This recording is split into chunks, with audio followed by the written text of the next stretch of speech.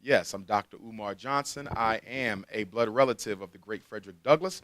I'm a doctor of clinical psychology, school psychologist, a motivational speaker, and political scientist. I am probably one of the foremost experts as it relates to special education, helping our parents navigate that world and keep their sons and daughters out of special education. So I do a lot of work around educational law and special ed process. Yeah. We right now we're in the midst of a Pan-African resurgence. A lot of African people are really beginning to rally around Pan-Africanism because they didn't try everything else. But the one thing they didn't try was the only thing that has worked, and that is that Pan-Africanism, that uncompromising Garvey and Garveyite program. That's what's going to solve us.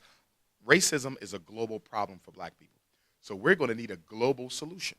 Pan-Africanism, the international political economic unification of Africans around the globe, can totally wipe out white supremacy once and for all.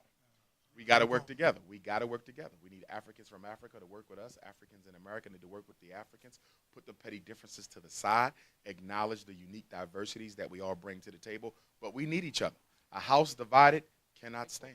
The only way African people are going to receive the respect that they are entitled to is to become the next global superpower itself.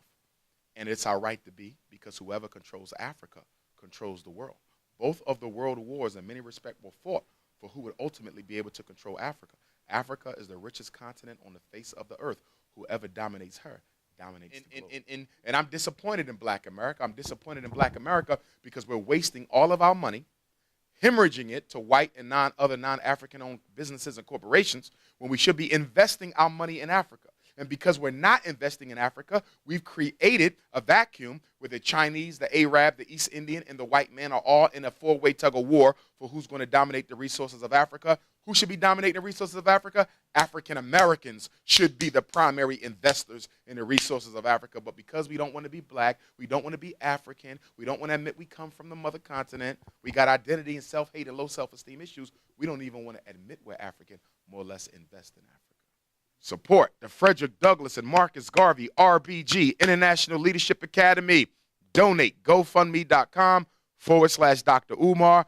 Mail checks or money orders payable to FDMG Academy, P.O. Box 6872, Philadelphia, Pennsylvania, 19132. Up, up, up, you mighty race. You can accomplish what you will. It is Pan-Africanism or perish. Thank you very much. Thank you, my brother.